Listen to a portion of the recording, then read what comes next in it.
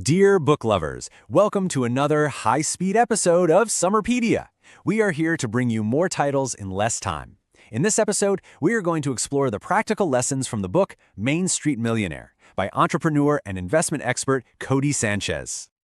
Right off the bat, the book hits you with this huge, kind of controversial idea. Your salary will never set you free. Sanchez makes the case that the whole 9-to-5 system isn't really a pathway to freedom. It's a system designed to keep you dependent. Real financial independence, she says, doesn't come from getting a raise. It comes from ownership.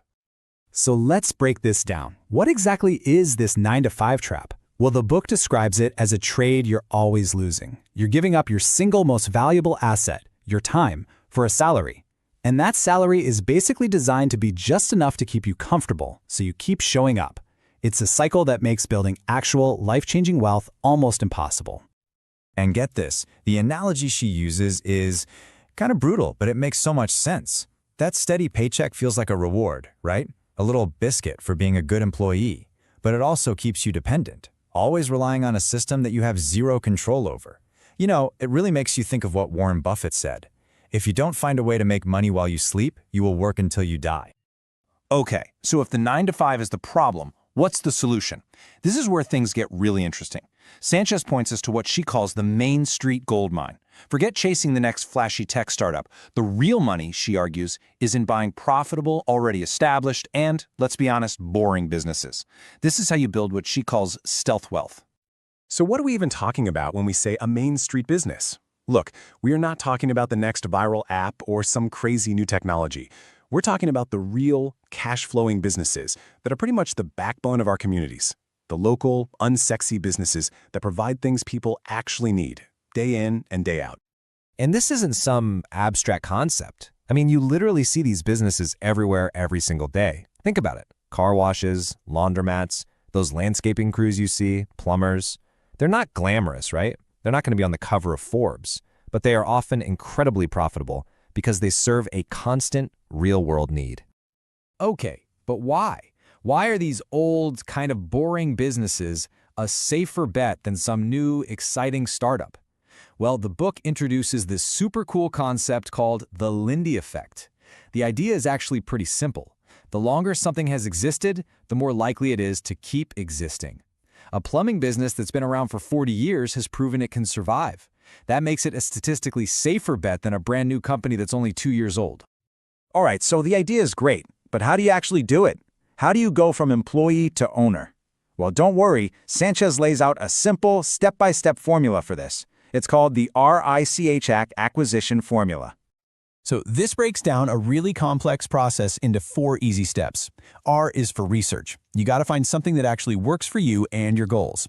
I is for invest. This is all about learning the creative ways to buy a business without needing a ton of your own money.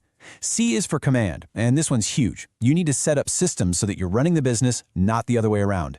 And finally, H is for harness. That's the end game, scaling up and managing multiple businesses almost on autopilot.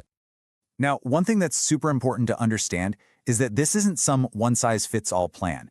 You have to be real about how much money you have, what you know, and how much time you can actually commit. It's all about figuring out where you fit in. So take a look at this. She breaks it down into 4 levels. Maybe you start at level 1, a solo venture, something like a few vending machines you can manage on the side. Or maybe you're ready to jump in with both feet and become a full-time hands-on CEO at level 2. The whole point is finding the right entry point for you, right now. Okay, we've talked about what to look for, but just as crucial, maybe even more crucial, is knowing what to stay away from. To win this game, you have to play the odds, and Sanchez is very clear about certain businesses that are basically designed to lose your money. And number 1 on the do not touch list, restaurants.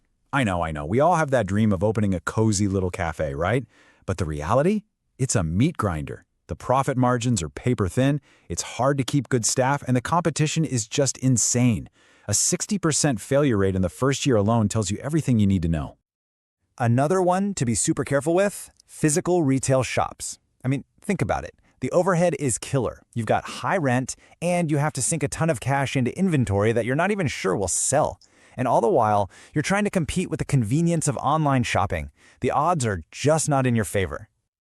And the last big one she warns about is anything built completely on someone else's playground, like an Amazon FBA store. It seems easy, for sure, but here's the catch. You're building your house on rented land. Amazon controls everything, the customers, the rules, the data. They can shut you down overnight for any reason. That's way too much risk.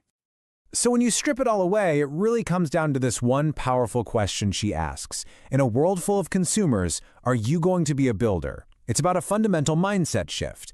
Are you going to be a passenger in your own financial life, or are you going to get in the driver's seat? And that leads us to the final question. Who is Codie Sanchez? Who is this person with all these contrarian ideas? Well, her background is pretty incredible, and it really shows you she's not just talking theory.